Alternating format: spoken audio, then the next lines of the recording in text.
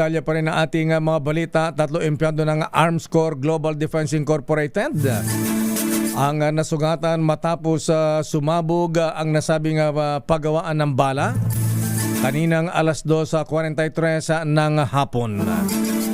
At nasa ating linya ang Police Chief ng Marikina City Police, si Police Colonel Marie Geoffrey Fernandez.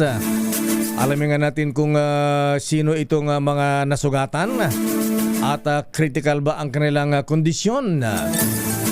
Colonel Marie Geoffrey Fernandez, sir. Magandang hapon po sa inyo, Colonel.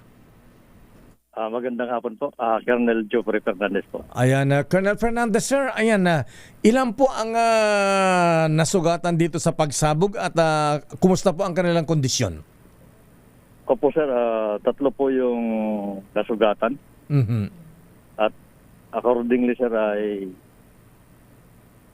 may yung isa, yung tama niya yun sa kamay, then yung isa sa dibdib, yung isa sa may mata niya. Wow. Mm-hmm. At inaalam namin kung ano ng kalagayan doon. Nagpadala na ako ng investigador doon sa hospital na pinagtakbuhan. May naputulong pa raw ng kamay, Colonel Fernandez, sir? Opo, yan ang may naputulan ng kamay. Mm-hmm. Sino itong mga biktima, Colonel? May mga pangalan na po ba sila? May pangalan na po pero hindi pa na-inform yung kamag-anak kaya. Ay, ano kayong dahilan, sir? Ba't sumabog itong paggawaan ng bala sa Arms Corps? Sa initial pong report ng EOD, yung primer ay sumabog. Mm-hmm. Mm-hmm. Ano po yung primer na tinatawag, Colonel? Isa po yan sa component sa paggawa ng bala. Mm-hmm. Para makagawa ng bala. Ayan, marami po ba yun, Colonel? At bata ganun ang epekto? 3 ka agad yung tinamaan? Sabi po ng EOD, yung buo pa siya. Buong... So bloke pa siya, ganyan po ba, Colonel? Parang sa pagkakadescribe, ano pa siya, hindi pa finished product. Ito ba yung primer? Ibig sabihin ba, Colonel? Ito yung pulbura ba na inilalagay sa tingga ng bala o yung kapsula? Ganun po ba yan? Hindi siya yung pinakapulbura. Doon siya sa parting yung pinapalo ng para... yung parang pinaka-shell na pinapalo ng hammer ng barel. Yun, yung pabilog doon. Ayan. So, may pulbura yun, Colonel. Ba't sumabog? Apo. Mm-hmm. Ano pong pinaka nag-ignite doon sa primer na yan para sa pagsabog niya? According po sa EOD, kasi yung katawan natin, pwedeng mag-cause ng pag-ignite. Di ba po kung minsan kung nagtatouch yung skin to skin, may minsan nag-i-spark, parang nakukuryente ka. Mm-hmm. Isa po yun sabi ng EOD. Wow, ayan na. Kaya ang sabi nila, kailangan muna yung kamay mo sa lupa. Kumbaga parang i-ground mo muna.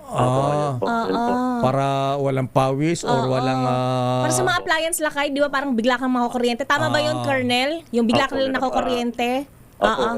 Yun ang skin to skin, dalawa kayo. Minsan nakukuryente sa katabi mo.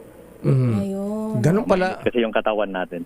Ganun pala ka-sensitive yun, Colonel, dahil lang doon sumabog. Oo. Yun po ang initially sa ng EOD. Nandun pa po yung EOD sa pinakasite. So, maraming bala ba yung sumabog, Colonel, sir? Nasa box ba yan o paano yan? Ba't ganun kalakas yung impact? Yung primer pa po, yan po, sinecheck pa sa loob. Kung gaano karami po siya? Opo, yung pinaka-sentro mismo ng ng nangyari. Itong 3 empleyado, sir, sila po ang gumagawa niya na sila lang bang 3 ang nandun o meron pa po ibang mga empleyado na nakaligtas o nadaplisan or what? Ayun po ang alamin namin kasi nung dumating kami agad na idala sa ospital. Ayan na. Hindi na kami pinapasok doon sa Aha. Pero wala namang critical ang kalagayan na Colonel? I-check po namin doon sa sa hospital pero kung natagalan pa yung Yung naputulan ng kamay baka na-lose blood pa. Wow. Agaran naman na itakbo. Butit na itakbo Ayan. kaagad. Okay, Colonel Fernandez, sir. Maraming salamat po sa detalya, sa impormasyon. Thank you and good afternoon, Colonel Fernandez, sir. Salamat po at mabuhay po kayo. Mabuhay po. Mahabigan Police Colonel Geoffrey Fernandez, ang hepe ng Marikina City Police.